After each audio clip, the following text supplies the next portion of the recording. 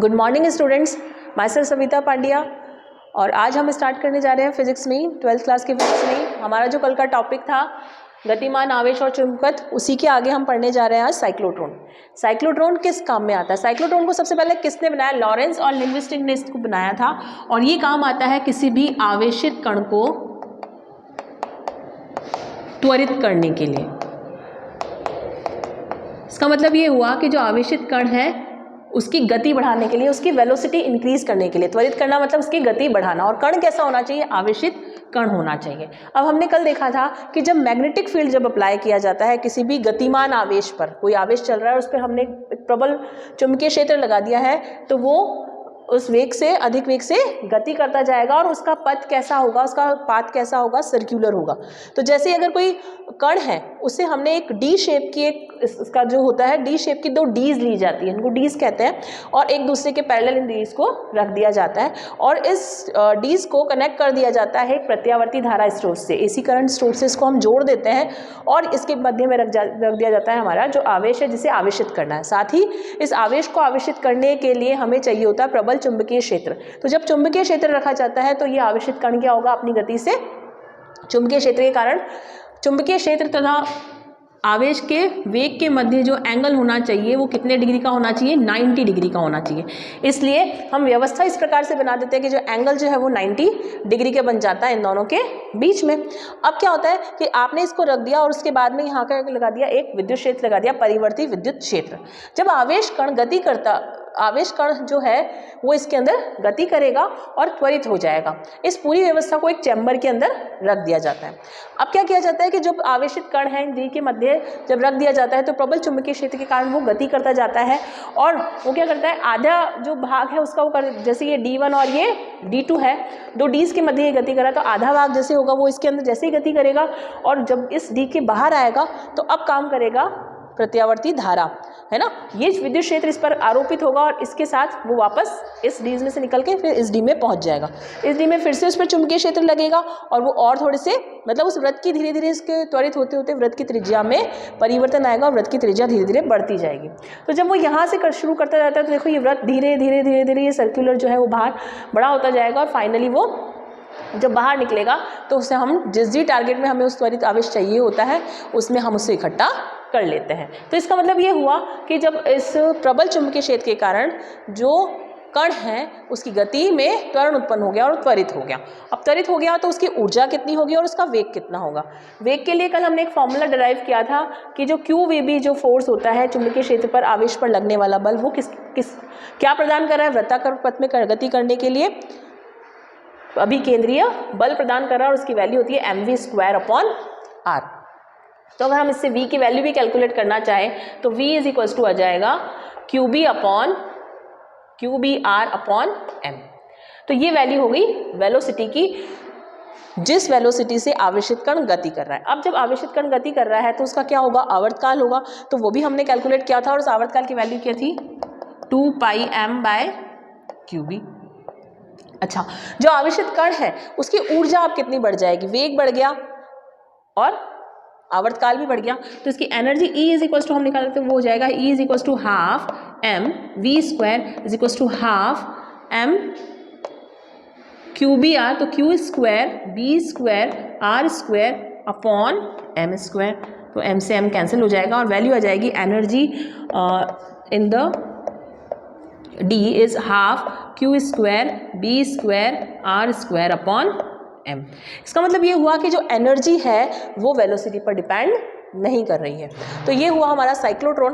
और साइक्लोट्रॉन से हमें ये समझ में आया कि किसके काम में आता है साइक्लोट्रॉन? आवेशित कण को गति प्रदान करने के काम में आता है। तो इसके जो ड्रॉबैक्स होंगे, इसकी कमियां क्या क्या हैं वो देखते हैं। तो सबसे पहले इसकी कमी के बारे में जब देखें तो सबसे पहली कमी इसकी ये आती है कि इसमें किन कणों को आवेशित किया जाता है?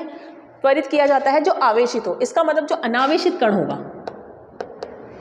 उसे हम इसमें आवेशित त्वरित नहीं कर सकते। तो अनावेशित कण जैसे क्या है? अनावेशित कण न्यूट्रॉन। तो न्यूट्रॉन्स को हम इसके द्वारा त्वरित नहीं कर सकते।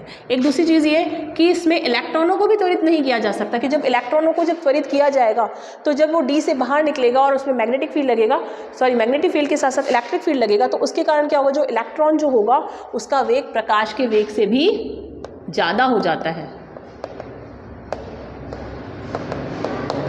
और इसका वेग जब प्रकाश के वेग से ज़्यादा हो जाता है,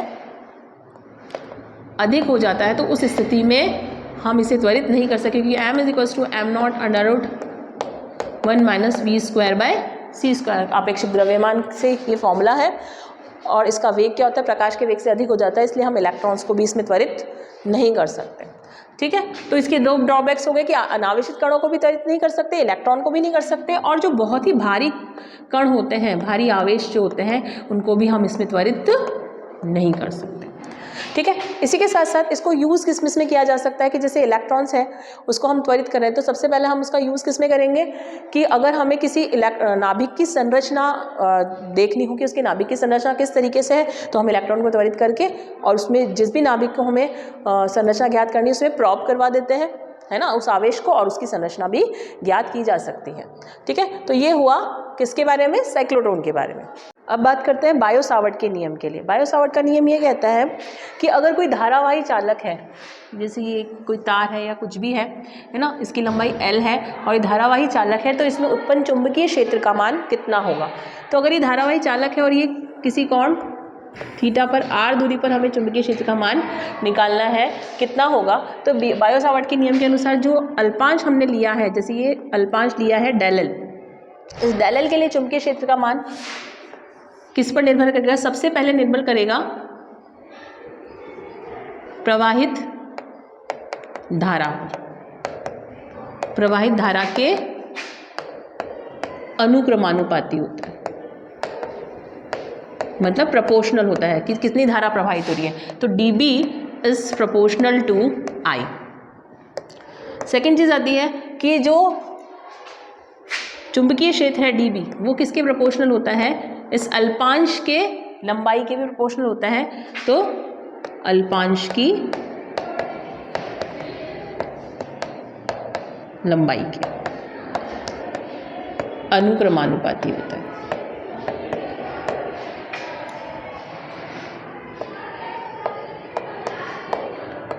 और जो कोण थीटा होता है B, जहाँ B और L के मध्य बनने वाला जो कोण थीटा होता है, थीटा की या कोण की ज्या के अनुक्रमानुपाती होता है, तो dB is also proportional to sine theta. और जो दूरी है उसके वर्ग के व्युत्क्रमानुपाती होता है। तो फोर्थ है दूरी के वर्ग के व्युत्क्रमानुपाती, तो इसमें हो जाएगा dB is inversely proportional to r²। अब अगर हम इन सभी चीज़ों को मिलाएं कि B किस किस के प्रोपोर्शनल है, I के प्रोपोर्शनल है, डेल L के प्रोपोर्शनल है, साइन थीटा के प्रोपोर्शनल है और r² के इनवर्सली प्रोपोर्शनल है, तो जब इन्हें सबको मिलाया जाता है तो बनता है हमारा बायो सावर्ट का नियम dB is proportional to I del L sine theta upon r²। और हम जानते हैं कि जब भी हम प्रोपोर्शनल का साइन हटाते हैं तो एक कांस्टेंट आता है, यहाँ कांस्टेंट आएगा dB is equal to μ0 upon 4 pi I dl sine theta upon r²। अगर हम इसे क्रॉस प्रोडक्ट में चेंज करना चाहें तो वो इस तरीके से हो जाएगा μ0 upon 4 pi I del L cross r upon r³।